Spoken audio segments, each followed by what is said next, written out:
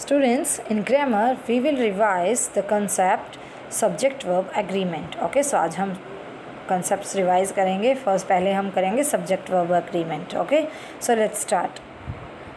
So this concept is given in your SR2.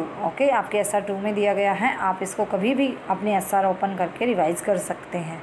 Okay, so let's start. So here we can see subject verb agreement. Subject is the person. Who is a subject? Subject कौन है? कौन होता है subject? Yes, subject is the person or thing that we talk about in a sentence. कि वो person या वो चीज़ जिसके बारे में हम sentence में बात कर रहे हैं वो होता है subject. Okay, and verb क्या होती है? The verb in the sentence, the action that the subject is doing, okay, will change depending on whether the subject is singular or plural. और वर्ब क्या होती है स्टूडेंट्स? वर्ब होती है action words होते हैं वर्ब, राइट? यस. और verb जो होती है सेंटेंस में वो एक्शन जो है वो सब्जेक्ट के अकॉर्डिंग वो चेंज हो जाएगी. ओके, सब्जेक्ट के अकॉर्डिंग कैसे चेंज होगी? सिंगुलर और प्लूरल के according. Okay, so let us see singular subject. Here we can see plural subject. So in this sentence is given. Sentence देखते हैं. The dog runs. So here you can see the verb with S. The dog runs. Run है यहाँ verb है हमारी यहाँ RUN run. पर यहाँ क्या यूज़ हुआ है इसके साथ? वर्ब विद एस के साथ ये यूज़ हुई है verb, right? So with singular subject we use the verb with S. So singular subject के साथ हम वर्ब को एस के साथ यूज़ करते हैं, उसके साथ एस ऐड कर देते हैं. Okay, with singular subject we use plural verb. Okay, and in plural case let's see with plural subject like dogs ज़्यादा हो गए. so the dogs run. with plural subjects we use the verb without s. okay, और plural subject अगर होता है तो verb को हम without s as it is use करते हैं सिंपल. ओके, बिना s के यूज़ करते हैं. सिंगुलर सब्जेक्ट के साथ s ऐड होता है, प्लूरल सब्जेक्ट के साथ नहीं होता. Okay, so it means singular subject use plural verbs and plural subject use singular verbs. Okay, I hope now it is clear to you. So singular subject के साथ हम देख सकते हैं यहाँ काजल plays, he she plays, the dog plays. सबके साथ s वाली verb use हुई है, right? And with plural girls play, they play, without s वाली verb use हुई है. Okay, but in case of I and you जो कि स्पेशल केसेस हैं उनके साथ हम सिंपल यूज़ करेंगे, जबकि वो क्या हैं? सिंगुलर सब्जेक्ट हैं, बट फिर भी उनके साथ विदाउट एस वाली वर्ब का ही यूज़ होगा, सिंपल वर्ब का यूज़ होगा, because these are special cases. Okay, क्योंकि ये स्पेशल केसेस हैं I and you. Okay, so ये सिंगुलर हैं तो भी इनके साथ विदाउट एस वाली वर्ब का हम यूज़ करेंगे, सिंपल वर्ब का यूज़ करेंगे, सिंगुलर वर्ब का यूज़ करेंगे. Okay, because these are special cases. I hope students now it is clear to you. Okay, so now let us revise the concept main verbs and helping verbs. So here you can see in SR 11 helping verbs. Students, helping verbs help the main verb by adding meaning to it. So helping verbs जो होती हैं वो main verb की help करती हैं, उनमें meaning add कर देती हैं. Okay, let us see singular subject. A boy is playing. So जो A boy is playing, main verb इसमें क्या है? Play, right? बट जो ये हेल्पिंग वर्ब इसमें यूज़ हुई है इज़. ओके, सो इज़ जो है वो हेल्पिंग वर्ब है. Okay, so the verb help, so the helping verb is shows that the boy is playing right now. So ये जो इज़ हेल्पिंग वर्ब है ये क्या शो कर रही है कि बॉय जो है वो अभी खेल रहा है. The boy is playing right now. He is still doing the action of playing, कि वो अभी भी अपनी प्लेइंग का, खेलने का काम कर रहा है. ओके, सो इसमें मीनिंग ऐड कर दिया कि वो अभी काम कर रहा है. हेल्पिंग वर्ब ने मेन वर्ब की किस में हेल्प की?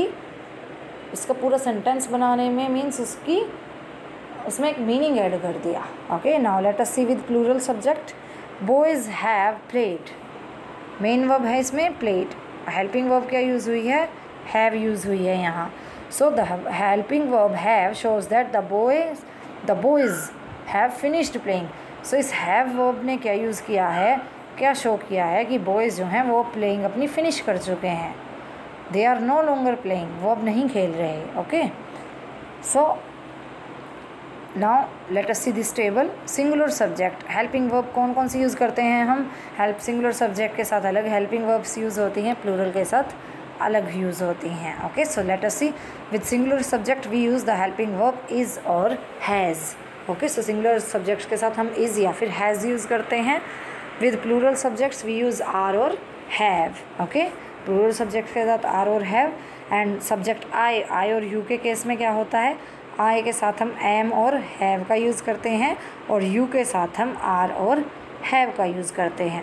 Okay, I hope now it is clear to you. So here are some examples also given. So इसको like she is walking, Sita is walking, dog has walked, he has walked. Sunil are और have का देख लेते हैं example. Sunil and Ram are walking, they are walking. Okay, so in this way. And they have walked, I am walking, I have walked, you are walking, you have walked. Okay, so I hope now it is all clear to you. So आप इसको फिर से अपनी SR11 से कभी भी revise कर सकते हैं. Okay, yes, I hope students now it is all clear to you. So now please open your WS29. अब हम WS29 में वर्क करेंगे. So आप अपनी WS29 ओपन कर लीजिए. Okay, so this is your WS29. Here you can see, yes, helping verbs. Okay, so let's see what you have to do in this, students. In this you can see a picture and some sentences are here. So आप देख सकते हैं इस worksheet में एक आपको picture दी गई है, कुछ सेंटेंसेस दिए गए हैं. So you have to look at the picture and see the actions that various character subjects are doing. Okay, so आपको इस पिक्चर को ध्यान से देखना है और देखना है कि अलग अलग जो कैरेक्टर्स इसमें दिखाई दे रहे हैं आपको, कितने सारे लोग हैं यहाँ पर. सो अलग अलग कैरेक्टर्स हैं, अलग अलग सब्जेक्ट्स हैं. सो वो क्या क्या काम कर रहे हैं, क्या क्या एक्शन कर रहे हैं, वो आपको देखना है. Okay, and then you have to fill in the blanks accordingly using the correct helping word. So उसी अकॉर्डिंगली क्या करेंगे आप, जो एक्शन हो रहा है उसी के अकॉर्डिंग आप करेक्ट हेल्पिंग वर्ब का यूज़ करके इन सभी ब्लैंक्स को फिल कर देंगे. Okay, let us see with first one. First को देख लेते हैं. A boy dash climbing the tree. Boy को देखिए आप क्या कर रहा है. सो अलग अलग सब्जेक्ट्स हैं, सब अपना अपना कुछ ना कुछ एक्शन कर रहे हैं, तो आपको वही देखना है और फिर उसी के अकॉर्डिंग हेल्पिंग वर्ब का यूज़ करना है. Okay, a boy dash climbing the tree. So आप यहाँ देख सकते हैं, ये इस बॉय को ये क्लाइंब कर रहा है. क्या कर रहा है वो, सो वो अभी कर रहा है ना ये वर्क. यस, सो कौन सी हेल्पिंग वर्ब हम इसमें यूज़ कर सकते हैं. A boy is climbing the tree, right, कि वो क्लाइंब कर रहा है, चढ़ रहा है पेड़ पर. So the boy is climbing. So कौन सी हेल्पिंग वर्ब यूज़ की हमने, इज़ यूज़ की यहाँ पर. Okay, is, IS is. So आप इसको अच्छे से पेंसिल से लिख लीजिएगा अपनी वर्कशीट में, लाइन के ऊपर टच करके. Now let us see second one. The three boys dash playing cricket. The three boys dash playing cricket. Three boys, ये आप देख सकते हैं यहाँ क्या कर रहे हैं, खेल रहे हैं. सो बॉयज़ कितने हैं, ज़्यादा हैं एक से, 3 हैं. इट मीन्स प्लूरल सब्जेक्ट है. प्लूरल सब्जेक्ट के साथ कौन सी हेल्पिंग वर्ब यूज़ करेंगे हम.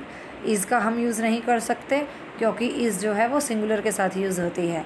तो प्लूरल के साथ आएगा are, right, ARER. So the 3 boys are playing cricket. जो 3 बॉयज़ हैं वो क्रिकेट खेल रहे हैं. सो सिंगुलर सब्जेक्ट के साथ इज़ हेल्पिंग वर्ब यूज़ हुई, इज़ और हैज़ यूज़ कर सकते हैं आप, और प्लूरल के साथ आर और have. Okay, I hope now it is clear to you. So in the same way you have to complete all these from 1 to 8. Okay, so आपको ये सभी कंप्लीट करने हैं like this. Like a boy is climbing the tree, the 3 boys are playing cricket, the children are playing catch, a boy is running.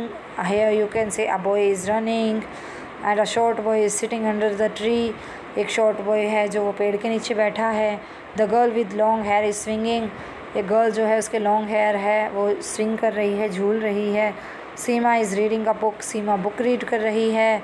And Mohit and Aman are laughing. Mohit और अमन जो हैं ये laughing कर रहे हैं, हंस रहे हैं.